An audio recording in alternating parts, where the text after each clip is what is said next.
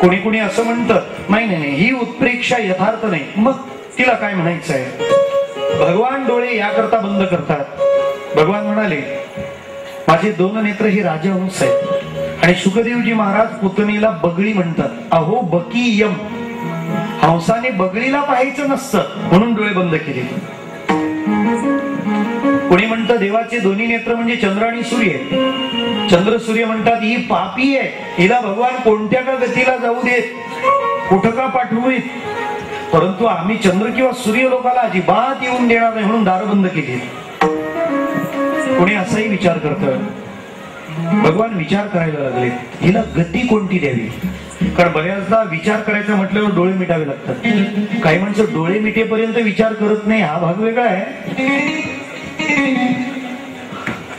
विचार करतात भगवान नेमकं काय असेल. सर्चिंग सुरू झालं. पुन्हा त्यात कोणी असाही विचार मांडला का डोळे मिटले असावेत भगवंताने. त्यामागचा भाव हा सुद्धा आहे. भगवान म्हणतात हिचा माझा संबंध काय, मला मारायला आलीये नाही, नातं काय आहे. बरं येताना 2-3 रूप नाही, ही मावशीचं रूप घेऊन आलीये. बरं मावशीला मारायचं म्हणजे आईला मारल्यासारखं आहे. पुन्हा आईला मारावं मावशीला मारावं, ही स्त्री आहे, स्त्रीचा घात कसा करावा. राम अवतारात उद्घाटनालाच बाई मारली होती. म्हणजे 50% खऱ्या अर्थाने बरोबर जागलेत भगवान. मग वद्य अवद्य यात स्त्री पुरुष असा भेद नाही. आता लोक स्त्रियांना आधार देणारे मंच स्थापन करतात. थोडेसे पुरुषांना आधार देणारे पण असावेत का. कोण कोणावर अन्याय करतो. एक कल्पना करा. जस्ट इमॅजिन जनरल डब्यात जर एखादी भगिनी चढली तर किती आदर असतो तिचा. बिचारा एखादा माणूस उठतो, तिला बसायला जागा देतो. ठीक आहे, शक्यतो जनरल डब्यामध्ये लेडीज कधी उभं राहून प्रवास करत नाही, तिला बसण्याची व्यवस्था आहे. चुकून लेडीज डब्यात सांगा बघू कुठला मंच स्थापला पाहिजे आता. काय अगदी म्हणजे यथेच्छ त्याचं शाल श्रीफळ पुष्पगुच्छ देऊन स्वागत. बिचारा चुकून चढलेला असतो तिकडे. अन्य स्त्री नाही, भेद नाही, ती वद्य असेल तर वद्यच म्हणून हिला मारायला हरकत नाही, कारण ही बालघातकी आहे. बरं ही माझी मावशी बनून आली आहे आणि मावशी आई सारखी असते. एक पाऊल पुढं माय मरो मावशी जगो. आईला कसं मारणार. परशुराम अवतारात मारली होती, काय अडचण नाही. पण हिचा माझा संबंध काय, त्याच्या मागची फाईल काढली. वामन अवतारामध्ये जेव्हा भगवान गेले होते बळीच्या दारात तेव्हा देवाला 2 जणी बघत होत्या. एक बळीराजाची मुलगी रत्नावली आणि बळीराजाची पत्नी विंध्यावली. ती रत्नमाला जेव्हा भगवंताला पाहते, पाहिल्याबरोबर तिच्या मनात वात्सल्य भाव जागा झाला आणि तिला वाटलं या बटू स्वरूपाला घ्यावा आणि याला स्तनपान करावं. पण बापाला पाताळात घातल्यानंतर तिच्याच मनात विचार आलं असा आहे का हा, याला विष घालून मारावं. मग भगवान म्हणतात स्तनपान करण्याची इच्छा आहे, विष पण घालण्याची इच्छा आहे. मग दोन्ही एकत्र येऊ द्या. ती रत्नमाला पुतना झाली. वामन भगवान कृष्ण बनून तिथे गेले. जाऊ द्या आता जास्त नको. एवढ्या सगळ्या कारणास्तव डोळे मिटले. डोळे मिटल्यानंतर भगवान तिचं शोषण करतात. ती जोरात किंचाळते सा विमंच विमंच सोड सोड. भगवान म्हणतात अहो बाई आम्ही एक तर कोणाला धरत नाही आणि धरलं की मग सोड. माझ्या रस्त्याला लागला आता नाही सोडणार. पंढरीचे भूत मोठे आल्या गेल्या झडपी वाटे, पण तू 2दा सोड म्हणालीस म्हणून इहपर लोकातून मुक्ती प्रदान केली आहे. जेव्हा वास्तविक अकराळ विकराळ रूप तिने धारण केलं ना, शिडी रावलीन भगवंताला तिथून काढावं लागलं. तिचं पार्थिव जेव्हा जाळलं त्यावेळेला त्यातून सुगंध सुटला. करभार नंद महाराज कंसाला देऊन परत यायला निघाले तेव्हा त्यांना असं वाटलं की चंदनाच्या वखारीला आग लागली की काय. एक साधा व्यवहार सांगतो. जर विष पिऊन एखादा माणूस मेला तर त्याची काय मारते. सुसाईड करणारे कुठं करू नये कोणी, पण केलं तर हे परीक्षण करा. विषपान करून जर एखादा माणूस मेला तर त्याच्या अंगाला दुर्गंधी सुटते, त्या विषाचा स्मेल येतो. मग विष पिऊन मरणारा जर दुर्गंधीने युक्त होतो तर विष पाजून मरणारी सुगंधी कशी काय झाली? हा चमत्कार आहे इथला. याचं उत्तर असं आहे, तुम्हाला विष पाजायची म्हणजे चुकीचे विचार जरी मनात आले तरी ते देवाशी जोडा. पुतणीच्या मनामध्ये विष पाजण्याचे विचार येतात, पण ती दुसऱ्या कोणाला नाही, मग देवाला विष पाजायचा विचार करते. तो मार्गही तिच्याकरता उद्धाराचाच ठरला. अगा मी एकुलाणीचे खागे मज येओ पा भलते निमार्गे. भक्ती का विषय विरागे अथवा वैरे, कोणत्याही मार्गाने जा, भगवान तुम्हाला स्वीकारतील. आणि देवाने स्वीकारलं. अंगीकार ज्यांचा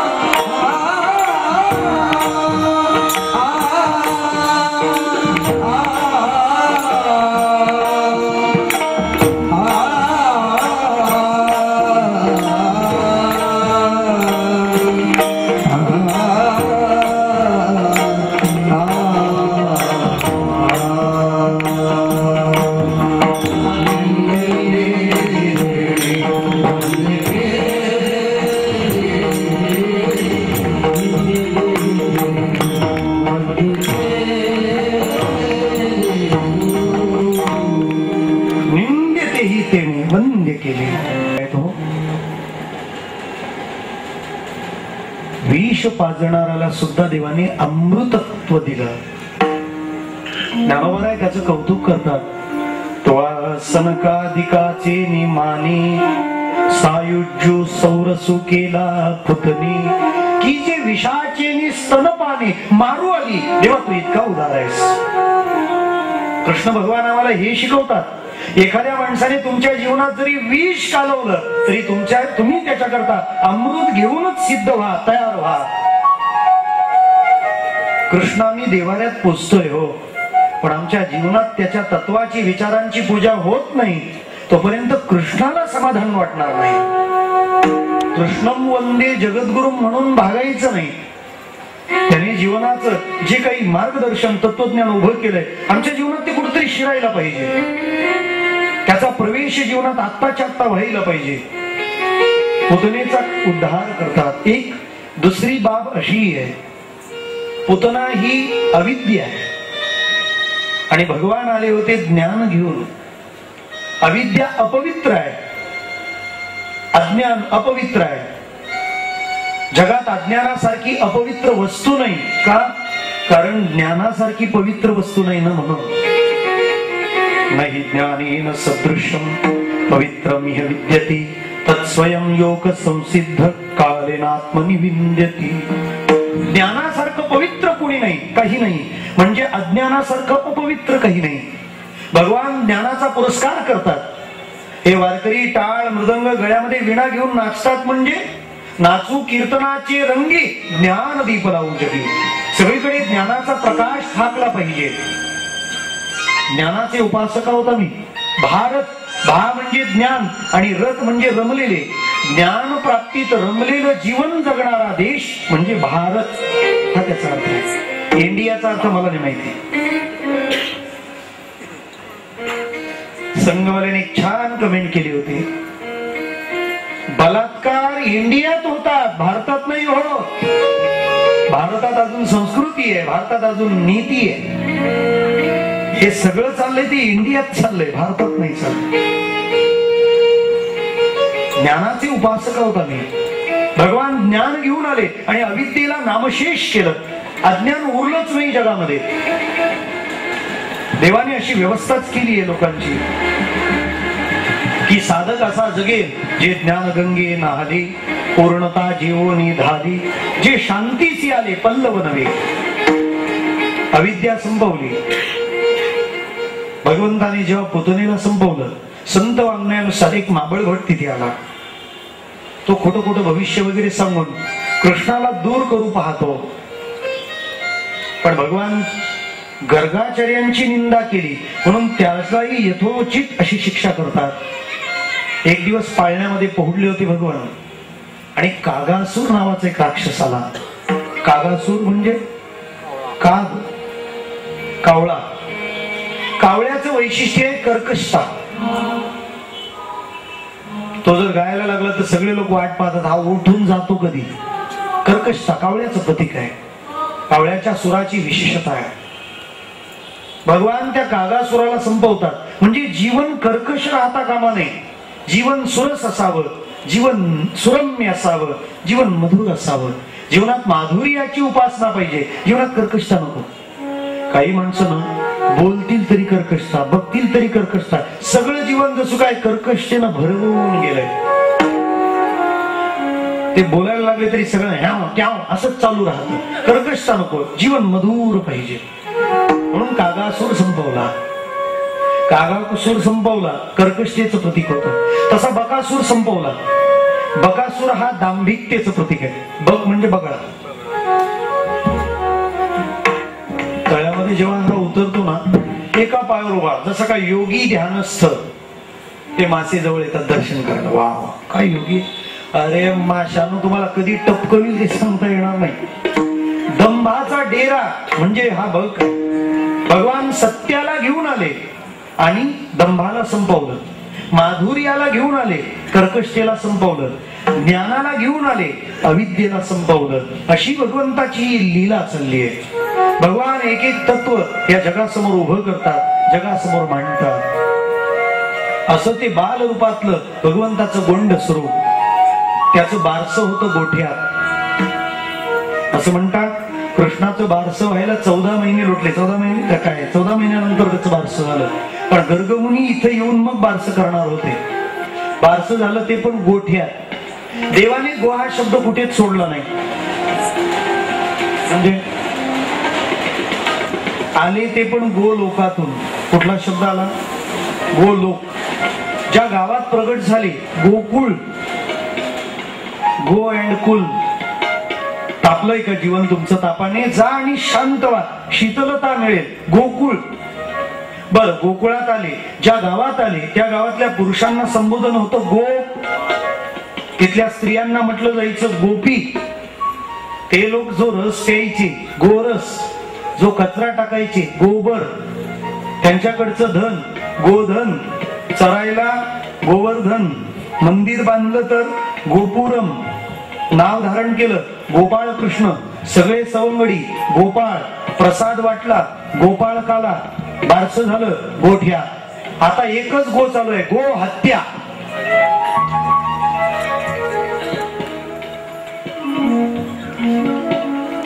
हरिण मारलं तर मग 7 वर्षाची सक्त मजुरी आहे, आणि गाय कापायची असेल तर करोडोचं अनुदान आहे. गोपाल कृष्ण भगवान की जय. काय वाटत असेल कृष्णाला? होईल, थोडा काळ जाऊ द्या, तसा बदल होत चाललाय. आता कन्स्ट्रक्शन लाईन मध्ये एक नवीन फंड आलाय, काऊ सोसायटी. म्हणजे एक असं कॉम्प्लेक्स असेल की त्यामध्ये जर तुम्हाला फ्लॅट हवा असेल तर एक गाय कंपल्सरी सांभाळावी लागते. होईल हळूहळू. फार श्रीमंतांनी एखादा नियम केला ना की तो पसरायला वेळ लागत नाही, कारण आपण सगळे त्यांना कॉपी करायला लागत असतो. त्यांनी असं केलं का, मग आपण तसं करायचंच. त्यांनी 10 लाख रुपये उडवले का हळदीमध्ये, मग हा पण जोरात येतो, कर्ज काढीन पण हळदी समारंभ जोरान करीणार. हो, अंतरून पाहून पाय पसर बाबा. आमचे आदर्श तिथले असतात. यद्यदाचरती श्रेष्ठ सत देवे तरोजनः सयत प्रमाणं कुरुते लोकस्तद अनुवर्तते. म्हणून प्रत्येक समाजातल्या श्रीमंत माणसांवर जबाबदारी आहे. तुम्ही जसं वागाल तोच मागून येणाऱ्या अनुचरांकरता, अनुगामी लोकांकरता धर्म आहे, तोच व्यवहार आहे, तेच नियम आहे, तेच निष्कर्ष आहे. भगवान गो सांभाळतात, गो पालन करतात. किंबहुना त्या सगळ्यांच्या गायी पाळल्या होत्या भगवंताने. गो म्हणजे गाय आणि गो म्हणजे इंद्रिये. देवांनी डोळे पाळले, देवाने कान पाळले, देवाने वाणी पाळली आहे, देवाने हात पाळले, देवाने पाय पाळले. म्हणजे त्यांच्या सगळ्या इंद्रियांना आपला लळा लावला. हा खरा गोपाल कृष्ण आहे. डोळ्यांना लळा लावला पाहण्याचा, कारण भगवान इतके गोंडस होते ना की गोपी निमित्त करून जायच्या यशोदेकडे की कृष्ण बघायला मिळेल. सगळ्यांना वेड लावलं होतं. भगवंताची ती छबी जी मार्कंडेयांनी ध्यान केलंय. करारविंदेन पदारविंदम मुखारविंदे विनिवेशयन्तम् वटस्य पत्रस्य पुटे शयानम् बालं मुकुन्दं मनसा स्मरामि. वटस्य पत्र, वडाच्या पानावर भगवान बहुडलेले. कसे? करारविंदेन. कर म्हणजे हात, अरविंद म्हणजे कमळ. हातामध्ये पदारविंदम, काय पकडला? पाय. मुखारविंदे विनिवेशयन्तम, वेश म्हणजे प्रवेश करणं. म्हणजे कसं केलं माहितीये? आपल्या घरात लहान बाळ असेल तर तो शो चालूच असतो त्या गोपाळ कृष्णाचा. पोरं काय करतात? पाय आपल्या हातात पकडतात आणि पायाचा अंगठा चोखण्याची लीला करतात. एकाने विचारलं, देवा असं का केलं रे तू? नाही म्हणे, माझे भक्त बरेच दिवस म्हणत होते तुझे पायी सुख सर्व आहे, तुझ्या पायात सगळी सुख आहे. काय सुख आहे जरा चोखून घेतोय म्हणे, पाहू कसं काही सुख मिळतं ते. भगवंताच्या त्या बाल सुलभ लीला सगळ्यांना आनंद देत होत्या. आणि भगवान पण थोडे थोडे आता दिसा मासाने मोठे होत गेले. तुम्हाला सांगतो, एवढा उत्सव साजरा करत होते ना ते ब्रजवासी. अहो, देवाने कूस बदलली नुसती. कूस बदलल्यावर यशोदेने लगेच डिक्लेअर केलं, चलो आज उत्सव मनाएंगे. बोले क्यों? कानाने आज करवट बदलली. जे उत्सव प्रेमी लोक आहेत ना त्यांना कोणतंही निमित्त चालतं. का आज काय लग्नाचा 25वा वाढदिवस, पुन्हा लग्न चालू द्या, करा, हौस करा. कारण का? उत्सव प्रेम आपल्या नसानसात मुरलंय, त्याला इलाज नाही. आपल्याला काही निमित्त चालतं, फक्त उत्सव पाहिजे. अहो, आपल्याला उत्सव माहिती नाही ते पण उत्सव करून बसतो. मुलाने विचारलं, पप्पा गांधीजी दरोडेखोर होते का? बस काय बोलतो, सगळं बोलू नको. तुला का असं वाटलं? मग त्यांच्या जयंतीला बँका का बंद ठेवतात? आम्हाला पत्ता नाही, पण आम्ही उत्सव मात्र करतोय. उत्सव प्रेम आहे. जी माणसं अमेरिकेत जाऊन आली ना त्यांना विचारा काय हाल आहेत तिथल्या लोकांचे. कोणी कोणी आम्हाला भारतातल्या माणसांना आळशी म्हणतात. का? यांच्या कॅलेंडरला वर्किंग डे कमी आणि हॉलिडे जास्त. अरे आमचं जीवन नुसते पैसे कमवायला नाही काय, आम्हाला मध्ये काय म्हणतात त्याला, चित्रपटासारखं. म्हणजे सुपर संडे सिनेमा जर लागला ना तर पिक्चर कमी ना, ऍडव्हर्टाईजच जास्त वेळ. अब लौटेंगे, अरे कुठं लौटेंगे. चित्रपट कमी आणि ऍड अधिक आहे. तसं आम्हाला कष्ट कमी पण आनंद जास्त हवा असतो. त्यांचा गणेशोत्सव जर पाहिला ना तुम्ही, तिथं गेलेल्या लोकांची आबळ आहे. त्या 10 दिवसातला एक गणपती उत्सव असतो ना, त्यातला एक संडे निवडायचा. सकाळी 8 वाजता सगळ्यांनी गोळा व्हायचं. 10 वाजता एकाच्या घरातून गणपतीची मूर्ती आणायची, तिला अभिषेक घालायचा. 12 वाजेपर्यंत आरती, 1:30 वाजता लंच. तिथं भंडारा नसतो, लंच. 4 वाजता सायं आरती. 6 वाजता ती मूर्ती कोणाच्या तरी घरात नेऊन ठेवायची. संपला गणेशोत्सव. आपल्याकडे असं असतं 2 महिने आधीपासून तयारी. कसली? गणेशोत्सव. मग मंडप, देणगी. हा, दॅट्स इम्पॉर्टंट. इकडे फार डोळा राहतो. आमच्या सोसायटीत एका विचार, खरे पोरांनो गणपती उत्सव सुरू झाला, मग काय काय आणलंय? पहिलं नाव होतं कॅरम बोर्ड. म्हटलं दरवर्षी आणतात. मग दरवर्षी आणायचा आणि दरवर्षी एकेकाला ठेवून घ्यायचा, म्हणजे प्रत्येकाच्या घरी कॅरम बोर्ड येतो. बर, तो झाल्यानंतर उत्सव किती दिवस? 10. मग 10च ना. गणेश चतुर्थी ते अनंत चतुर्दशी मोजून बघा. सुरुवातीचं सोडायची सवय आपल्याला. चतुर्थी, पंचमी, षष्ठी, सप्तमी, अष्टमी, नवमी, दशमी, एकादशी, द्वादशी, त्रयोदशी, चतुर्दशी. किती झाले? 11 झाले. बरं, चतुर्दशीलाच गणपती विसर्जन होईल तर शपथ आम्हाला पौर्णिमाच पाहिजे. याचा अर्थ काय? आम्ही उत्सव प्रेमी लोक आहोत. ब्रज उत्सव प्रेमी होतं. सतत उत्सव, कसला न कसला उत्सव चालूच असतो. बरं, तो उत्सव पण इतका हौशे मौजेच असायचा ना. आणि आपल्यापेक्षा पण उत्तरेची लोक उत्सवाच्या बाबतीत फार जोरदार आहेत. त्याच्यामुळे राम आणि कृष्ण दोन्ही युपी वालेच झाले. एक अयोध्येत आणि दुसरा गोकुळात. कदाचित म्हणून जास्तीत जास्त देशाचं नेतृत्व तिकडूनच होतंय, त्याचं हेही एक कारण असावं. उत्तर भारत पंतप्रधान आहे, पण आपला महाराष्ट्र संत प्रधान आहे. हा स्वाभिमान विसरू नका. इथे संतांची मांदी आली आहे हो. मेळविली मांदी. पण उत्सवाचा आनंद. अहो, रामाचं लग्न महिनाभर, 1 महिनाभर लग्न चाललं होतं ते. आता लग्न सकाळी धामधूम, दुपारी टामधूम, संध्याकाळी साम आटोपले. उत्सव प्रेम होतं तिथे. त्या उत्सवामध्ये रमले असा उत्सवही पार होत होता. भगवान थोडे थोडे मोठे होत होते.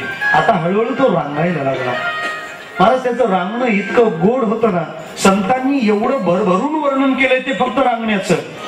तळवेतळ हात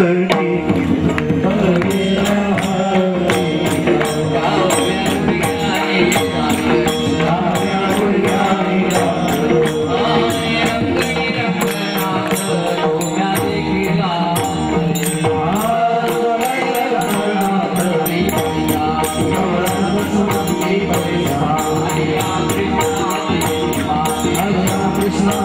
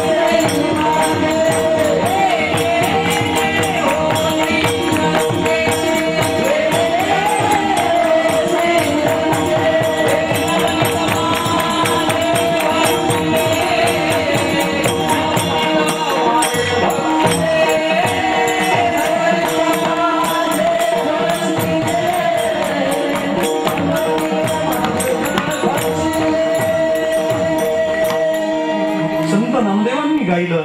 तुम्हाला एक गंमत सांगतो. आपला देवारा आहे ना, जरा डोळ्यासमोर आणा. कुठला देव असेल नसेल माहिती नाही, पण रंगनाथ मात्र प्रत्येकाच्या देवाऱ्यात आहे. का? ईश्वराला बाल स्वरूपात पाहणं आपल्याला जास्त आवडतं. देव सोडावं, नुसतं लहान बाळ म्हटलं तरी किती किती ओढ असते. कोणाचंही असो, माणूस पटकन जातो, त्या बाळाला कडेवर घेतो, म्हणतो अरे बाळ एक एक एक एक पप्पी दे, फक्त एक पप्पी. असं तुम्ही पाहिलं का? आजोबा एक पप्पी द्या म्हणतो कोणी. आकर्षण जे आहे ना, ते बाल स्वरूपाचं आहे. आणि महाराज, कुठल्या देशावर कोण राज्य करतो माहिती नाही, पण माझ्या माहितीप्रमाणे सगळ्या जगावर राज्य करतो फक्त तो लहान मुलगा, ते लहान बाळ. सगळा सम्राटच तो आहे. बघा तुम्ही, घरामध्ये किती वाजता उठायचंय कोण ठरवतं? तो पक्का योगी असतो. ह्याला 3 वाजता चालू करून देतो. मग रात्री लवकर सगळ्यांची तयारी असते, बाबा झोपा, तो योगी ब्रह्ममुहूर्तावर उठणार आहे. तो 3 वाजता पहिली हाळी देतो. बर, घरामध्ये बदल सुद्धा त्याच्या पद्धतीने होतात. म्हणजे दाराला फळी आली ना, फळी आपण समजायचं नटखट गोपाल इनसाइड. कारण त्याच्याकरता तू बाहेर येऊ नये म्हणून ती फळी. अशी फळी कोणाकरता लागतील का? पहा, मात्र खोकायला लागलं तर बाहेर काढतात घराच्या, पण फळी दाराला फक्त त्याच्याकरता.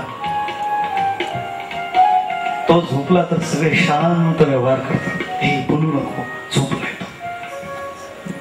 मात्र खोकायला लागलं, झोपत नाही, आम्हाला झोपू येत नाही. त्या वयाचं एक वेगळं आकर्षण असतं. सगळे शांत होतात, बाळ झोपलंय, कोणी ओरडायचं नाही. बर, घरामध्ये भाषा पण त्याच्याशी बोलताना आपली नाही, त्याचीच बोलायची असते. म्हणजे किती विद्वान पंडित असू द्या, विद्वत्ता प्रचूर त्याची वाणी असू द्या, अरे लहान बाळाशी बोलताना तो असं बोलेल का? काय करता आहात आपण? शोने तू कायले कळतो? सावळा ग रामचंद्र करी बडे भाषण, करी बडे भाषण. सावळा ग रामचंद्र करी बडे भाषण, करी बडे भाषण. त्यासी करिता संवाद होतो बोबडे आपण, होतो बोबडे आपण. सावळा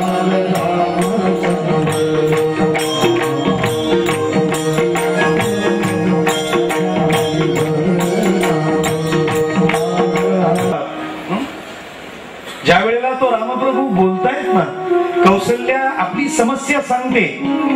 सावळा ग रामचंद्र करी बोबडे भाषण, करी बोबडे भाषण.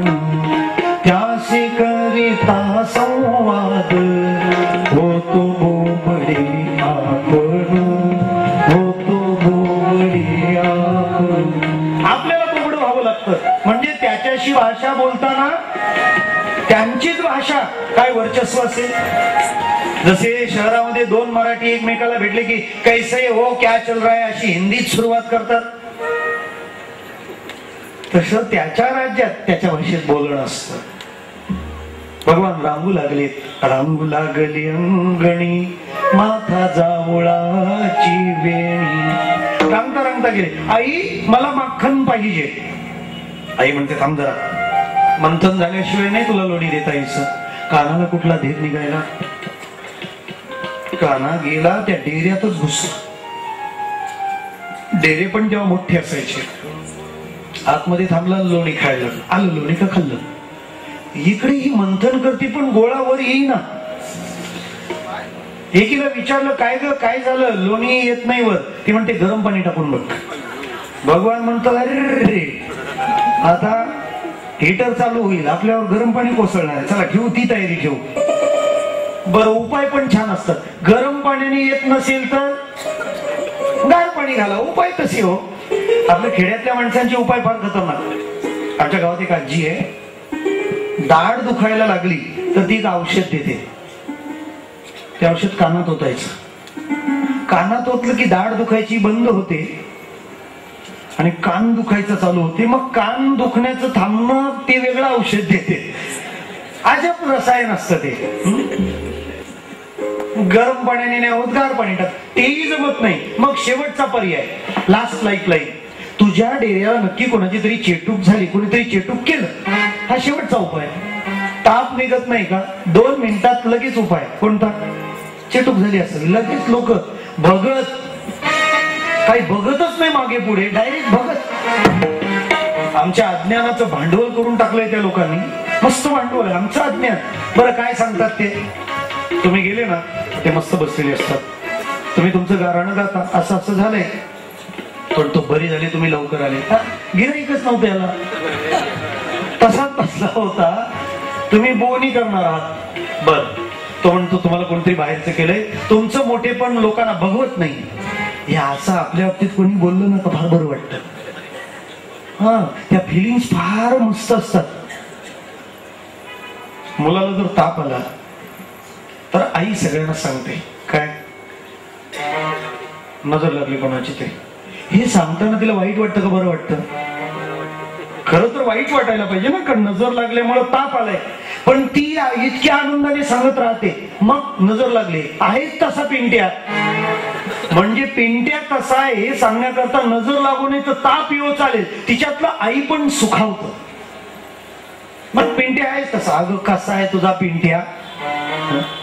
नाकाला शेंबूड हे लागले तरी पण त्याला त्या भोंगावणाऱ्या माश्या अकलता येत नाही. बाळाच्या चड्डीला बटन न बक्कल, डोक्याला केस ना टक्कल, अजिबात नाही अक्कल. माझा वाघ, धन्य तुझा वाघ.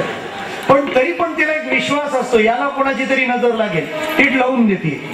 म्हणतो कुणीतरी नजर लागण्यासारखाच आहे हो. मग तसा हा भगत पण म्हणतो, काय तुमचं वैभव बघवत नाही कोणाला, फार जालिम करणी केली. बरं कोणी केली सांगा? सांगतो ना, पुन्हा डोळे मिटतो. कारण एवढं उल्लू बनवायला एका डोळे मिटण्याने नाही होणार. तो म्हणतो जवळचाच आहे. मग याला पाकिस्तानचा माणूस मूठ मारली का? जवळचाच आहे म्हणजे बर, जवळचं ठरलं. पुढे किती जवळचा? घरचा. अख्ख्या घरांमध्ये आगी लावून दिल्या भगत लोकांनी. भावा भावात, गावा गावात आणि जावा जावात भांडणं. कोण तुमच्या मोठ्या जावीनं असं केलं आणि तिने ते केलं. काय डोक्यात घेऊन बसला? बर नाव सांग. नाव नाही सांगणार, मार खायचं का? नाव सांग. आणि माहितीच नाही तर सांगणार तरी काय? पण तुम्हाला वाटतं खरंच काळजी आहे. ही पायरी माणसं लवकर चढतात ना का? जीवनाला स्वीकारा ना पहिलं. Accept first. काही नाही जमलं तरी स्वीकार जमावा, जीवन सुधारेल आपण. म्हणे चेटूक झाली असेल कोणाची तरी, काना आतमधून म्हणतो, अगं मम्मी एवढा मोठा चेटका आत बसल्यावर कोणाच्या बापाची चेटूक होणार आहे याला. शेवटी विचार करायला लागलं. काय? एकीनं वैज्ञानिक कारण काढलं, त्यातून सायंटिफिकल पर्याय काढला. कोणता? अगं काही चेटूक नाही फेटूक नाही. गोळा मोठा असेल ना तर बुडालाच राहिला असेल. पहिल्यांदा हात घालून काढ बघू त्याला वर. भगवान म्हणाले झाला आपला कार्यक्रम आटोपला. यशोदेनं ज्या बाया वर केल्या वर कराव्या लागत होत्या, घातला आतमध्ये डेऱ्यात हात, शेंडी आधी कानाची काढला बाहेर. कृष्णा आत. अरे खायला मी दिलं असतं ना, मी मंथन करत होते आणि रवीने तुझं डोकं फुटलं असतं. मग भगवान म्हणतात आईचं डोकंच चालत नाही. अगं सगळ्यांचं डोकं तापवतो, त्या रवीचा मी बाप आहे, ही रवी काय माझं डोकं फोडली. यशोदा म्हणते असं नको करत जाऊ. एक दिवस तर तिने असं उंच शिंके वर गेले, त्यांच्यावर ठेवून दिलं लोणी. कन्हैयाने काय करावं? उभं राहायचंय ना, उखळावर उभे राहिले आणि घेतलं लोणी खाऊन. यशोदेने ते पाहिलं, कारण तो फारच आता आगाऊ झालाय, याला काहीतरी बंध असले पाहिजे, नियम असले पाहिजे. कृष्णा आज तुला तशी सोडणार नाही. मग ते उखळ घेतलं आणि कृष्णाला त्या उखळालाच बांधलं. हो, कृष्ण गयावया येतोय. सगळ्या देवता भगवंताचं हे रूप पाहतात, कारण कृष्णाने गयावया येण्याची ही पहिलीच वेळ होती. तो गयावया येतोय, उखळाला बांधलंय. काही लोकांनी यशोदेवर आक्षेप घेतला, चोरी तुझ्या पोरानं केली होती ना, मग तुझ्या पोराला दंड बांधणं हे बरोबर आहे, पण कृष्णाला बांधायला घेतलं. कृष्णाला बांधताना आणखी कोणाला बांधलं? उखळाला. आता तुम्ही ही गुढी उभारली, गुढी बांधलीये, ती गुढी बांधली, पण गुढी बांधताना खांब पण नाही का बांधला? तशी चोरी कृष्णाने केली, मग कृष्णाला बांधणं रास्त होतं, तार्किक होतं, तर्कसंगत होतं. पण मग कृष्णाला बांधताना उखळाला पण का बांधलंय? एका भक्ताने कृष्णाची बाजू वकिली मुद्दा उभा केला, म्हणे पहा उखळाला बांधलं, देवाची आई कशी चुकणार? का? चोरीमध्ये मूळ चोर जितका शिक्षेला पात्र आहे ना, त्याला मदत करणारा पण तितकाच जबाबदार आहे. म्हणून कसं काय? कृष्णाचा तसा हात पोहोचत होता का लोण्यापर्यंत? नाही. मग त्याचा हात पोहोचवायला कारण कोण? उखळ. मग त्याला पण शिक्षा होणार असं आहे. अपडेट करू का? बॉम्ब हल्ला केला दाऊदने, रायफली सांभाळल्या संजय दत्तने, आणि त्याला हात मिळवल्यामुळे नोकरी गेली पोलिसांची. कोणाचा काय संबंध? जबाबदार आहात तुम्ही, संबंधित आलात की जबाबदार. म्हणून उखळाला पण बांधलं. देवाने ते उखळ ओढायला सुरुवात केली. खर तर भगवान आधी बांधलेच जात नव्हते, कारण गोपती गोबंधाने कसा बांधला जाईल? 2 बोट कमी पडत होती दोरी. काय कारण? नाम आणि रूप याने ईश्वर तत्व बांधलं जात नाही, कारण ते मायेचे अंश आहे. पण देवाने पुन्हा विचार केला, भक्तीच्या प्रांतात अमिबा सारखं व्हायचंय मला, जसं कराल तसं होईल. घेतलं स्वतःला बांधून. बद्धाला मुक्त करणारा परमात्मा आज भक्ता करता मुक्ती सोडून बद्ध झाला, बद्धता पत्करली. भगवंतांनी ते उखळ ओढत नेलं, घरातून बाहेर पडला. 2 जुनाट वृक्ष दारात होते, त्याच्या मधून पास झाले. ते उखळ आडवं आलं, कडाड असा आवाज झाला आणि दोन्ही वृक्ष उखळून पडले. सुखदेवजी महाराज म्हणतात, पुढची लीला होण्याकरता वृक्ष उन्मळून पडले, पण त्याचा नाद खूप उशिरा गोकुळवासियांनी ऐकला. हे 2 जे होते ना, ते कुबेराचे पुत्र, एक नलकुबेर आणि दुसरा मणिग्रीव. अप्सरांसमवेत क्रीडा करत होता सरोवरात. तिथे नारदांचं आगमन झालं.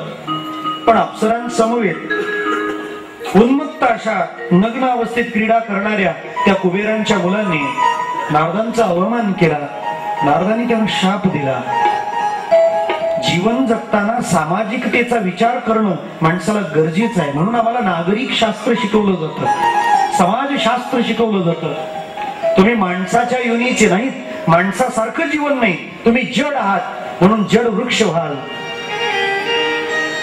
काय संपत्तीने युक्त असला ना तरी त्याचे पण 2 प्रकार आहेत. एक लक्ष्मी पुत्र आणि दुसरा कुबेर पुत्र. एखाद्याने गरीब गरजू विद्यार्थ्यांना वह्या पुस्तकं वाटली, असे विचार होणं गरजेचं आहे. सांगायला खूप आनंद आहे. आमचे मामा आहेत ना, यांच्या नातीचा वाढदिवस होता 5 जानेवारीला ना. म्हटलं वाढदिवस साजरा करताना अन्य काही कोणत्या पद्धतीने करण्यापेक्षा त्यांनी इतका सुंदर उपक्रम राबवला. त्या गावाला एक आदिवासी वस्ती आहे. त्या वस्तीतल्या सगळ्या मुलांना गोळा केलं आणि प्रत्येकाला मिठाईचा बॉक्स आणि शाळेला लागणारं दप्तर असं संपूर्ण त्या वस्तीच्या विद्यार्थ्यांना वाटून दिलं. म्हणजे हे विचार किंवा ही धारा तुम्ही उचलणं गरजेचं आहे. एकापासून दुसऱ्यांनी शिकत जावं असा उपक्रम राबवणं, अशा उपक्रमाला उचलून धरणं, त्याचं कौतुक करणं, त्याचं स्वागत करणं, त्या गोष्टी स्वीकारणं अत्यंत गरजेचं आहे. ही गोष्ट अत्यंत आवश्यक आहे. आमची तन्मयता किंवा आमची भूमिका, आमची त्याबद्दलची संवेदनशीलता, ती तिथं दिसणं, ती तिथं उभी राहणं क्रमप्राप्त आहे. मग असं काही सत्कार्य केलं तर पेपरला न्यूज येते, आउट होते. काय? लक्ष्मीपुत्राचा औदार्य.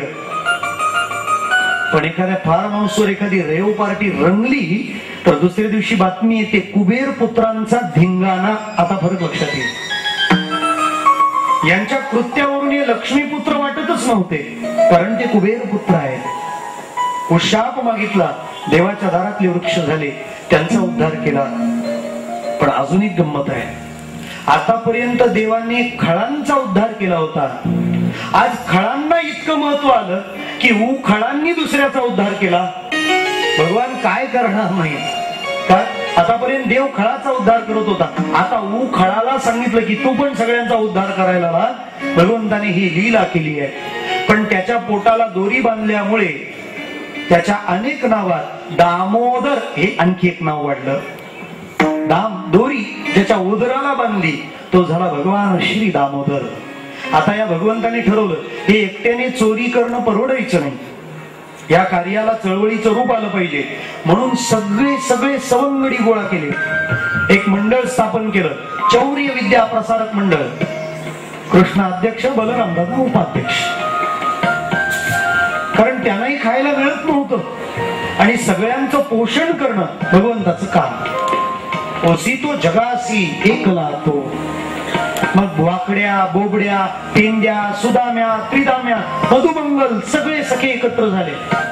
म्हणे आपण आपला हक्क अगदी भांडून मिळवायचा, न्याय या हक्कासाठी लढायचा. पण म्हणे काय काय करायचं, काय नाही, डायरेक्ट चोरीच करायची आपण.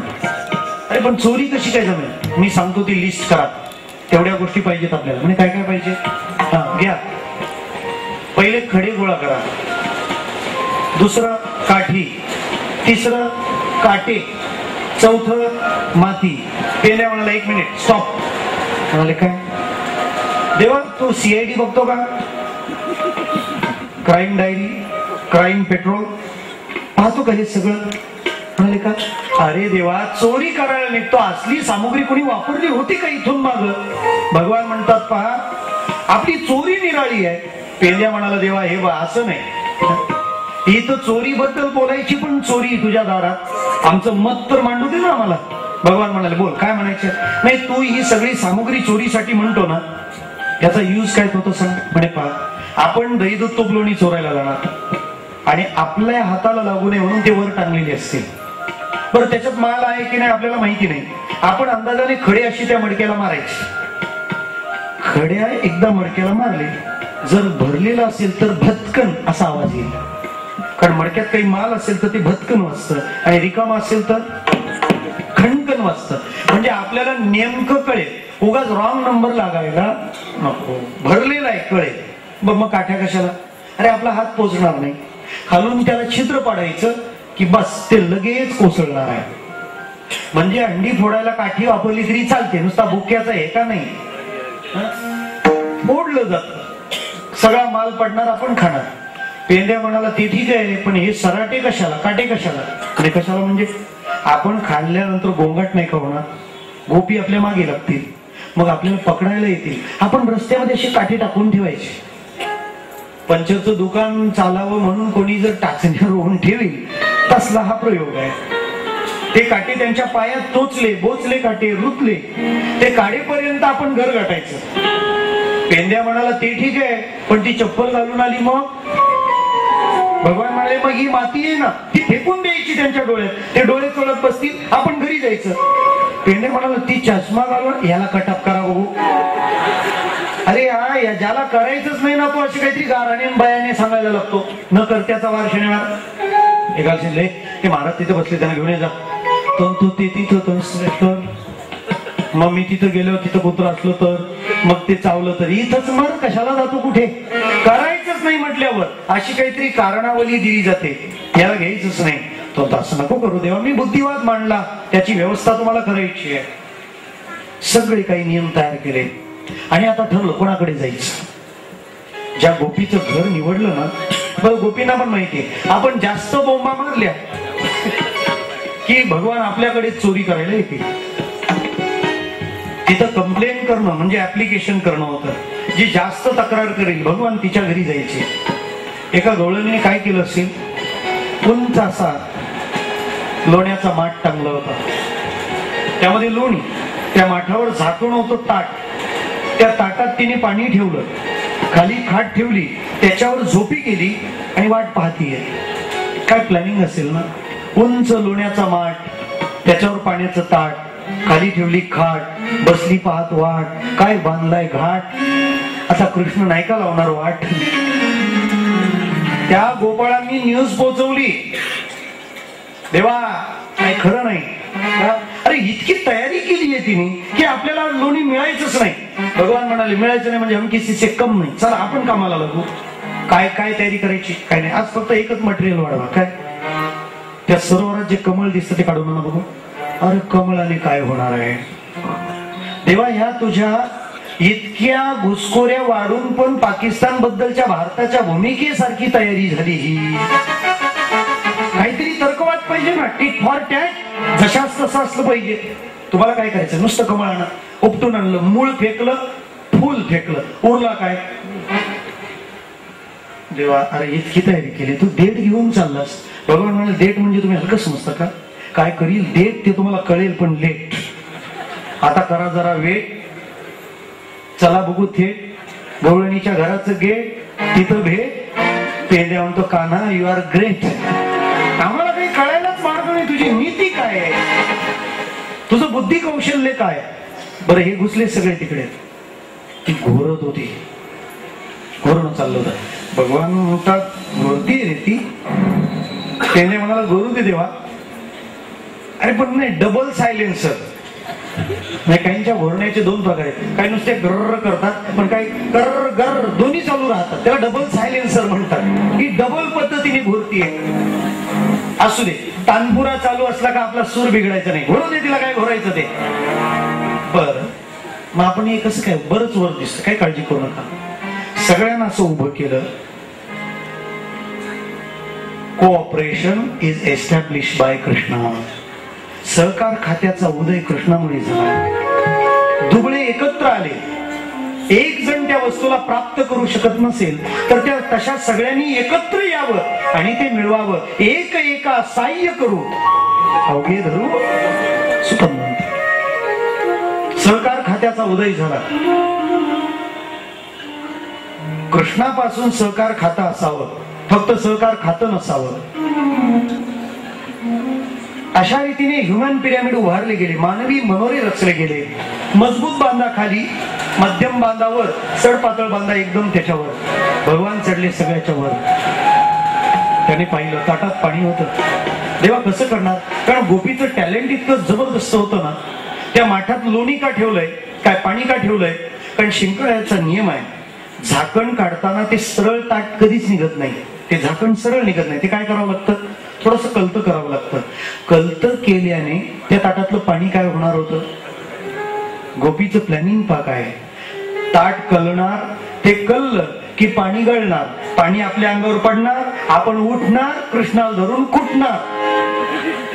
पण तिला काय माहिती, हा सुपर कॉम्प्युटर आहे, विंडोज 8 लोड करून आलाय, आपलं काय कळायचं इथं.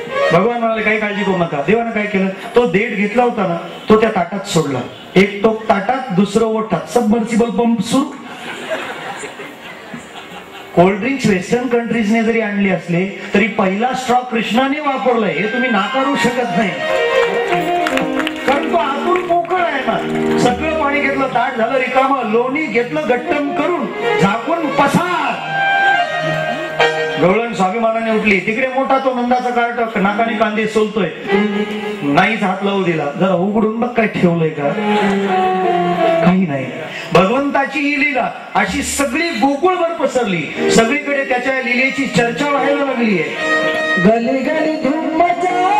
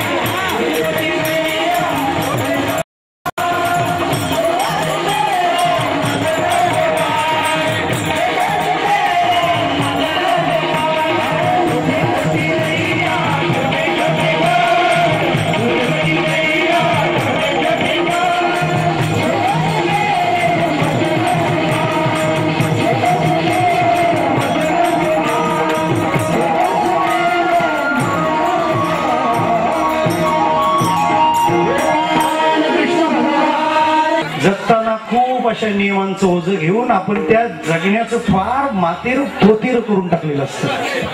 त्याच्यामुळे आपण जे जे आपण आहोत ते कधी प्रेझेंट करायला वेळच नसतो.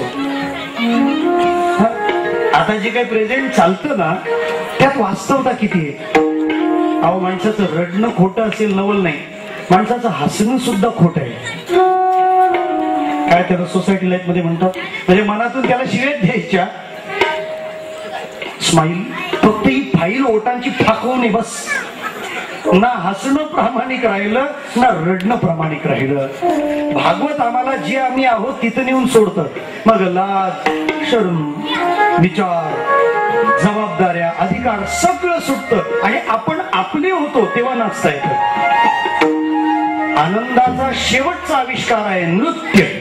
वाग गदगदा द्रवते यस्य चित्तम हृदत्य भिक्षम हसति क्वचिच्च विलज्जो उद्गायति नृत्यते च मद्भक्ति युक्तो भुवनम पुनाति. वही तो नाच पाते हैं जो है वही तक वहां तक पहुंच जाते हैं. तुम्हाला काय वाटलं, तुम्ही नाचले तुम्हालाच आनंद झालाय, जे नाचले नाही त्यांना तर फारच टेन्शन झालं, कारण त्यांनाही वाटत होतं की जाऊ आपण. नृत्य आपला स्वभाव आहे, ते ठरवून सांगून नाही, सहजता उत्स्फूर्तता. तुम्ही असं कधी पाहिलं का, मोराची शूटिंग करायची होती, तो नाचला पण कॅमेरा नव्हता. कॅमेरामॅन आल्यावर त्याला सांगितलं a more please once more. No once more and no dance more. नृत्य सहजता आहे. भगवंताच्या बाललीला समग्र गोकुळाला आनंद देत होत्या. शिवाय आनंदाच्या तिथं काय बरं, कृष्णाने चोरी करायला येणं हा क्षण सुद्धा आनंदाचाच होता. ती गोपी दुसऱ्या दिवशी स्वाभिमानाने सांगायची, गाराणं गाते का स्वतःचा गौरव करते ही कळेना. हो, कृष्ण माझ्या घरी चोरी करायला आला होता. कृष्ण माझ्या घरी चोरी करायला आला होता नाही, कृष्ण माझ्या घरी. कृष्ण शब्दावर जोर यायला पाहिजे ना, तो माझ्या शब्दावर जोर येत होता. हा फरक आहे. आमच्या घरी चोरीला येतो. बरेच लोक आक्षेप करतात भगवान कृष्ण चोरी करतात. त्याची चोरी नाही, ती क्रांती आहे. कारण दही दूध तूप लोणी हे गोकुळचं होम प्रॉडक्ट आहे. म्हणजे ज्याचं आहे ते त्याला पहिलं नको मिळायला. जर गिराईक आमचं आहे, बाजारपेठ आमची आहे, मग एफडीआय पाहिजे कशाला. कृष्णाची आजही गरज आहे. सगळं आमचं तर आमचंच पाहिजे. दही दूध तूप लोणी आमचं आहे ना, मग तुम्ही डायरेक्ट तिकडे पाठवता. आमचं आम्हाला मिळायला पाहिजे. आणि ही गरज आजही आहे. बघा तुम्ही समाजामध्ये भाजीपाला पिकवणारी माणसं त्यांच्या घरी कधी जेवायला जाऊन पहा, भेंडीची अशी तोंड फिरलेली, टोमॅटो पिचकलेले, वांगी किडलेले, आणि विकायला एपीएमसीला सगळा तजेलदार टवटवीत माल. भगवान कृष्ण धक्का देतात, तुम्ही जे पिकवता त्यातलं बेस्ट ऑफ बेस्ट पहिलं तुमच्या करता पाहिजे. आणि व्यवहार कुठे चुकीचा आहे. एखाद्या माणसाच्या घराला दरवाजा नीट नसला ना, समजायचं 100% सुताराचं घर असावं. पायरी नाही का, गवंडी असावा. दूधवाला कोरा चहा पितो. कृष्णाची किती गरज आहे. भगवान म्हणतात आमचं आम्हाला पाहिजे, दही दूध तूप लोणी आम्हाला. आणि त्यामागे पॉलिटिक्स होतं. राजनीती भगवान कृष्णाकडून शिकावी. भगवान म्हणतात दही दूध तूप लोणी हे शक्तिवर्धक आहे. हे सगळं जातंय मथुरेला. तिथे कंसाची माणसं हा आहार घेऊन बलवान होतील. बरं, उद्या आपल्याला त्यांच्याशी 2 हात करायचे.